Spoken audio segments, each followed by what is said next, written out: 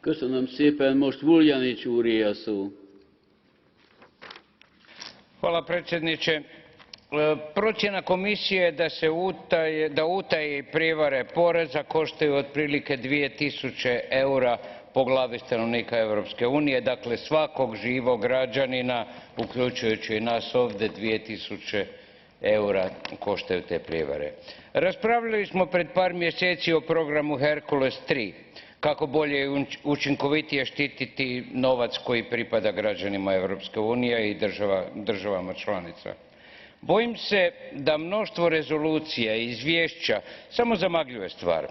Problem nije u stavovima, stavovi su nam dobri, nego u provedbi. Izvješća koje dobivamo recimo za 2011. i 2012. ne razlikuje se previše. Novca je premalo.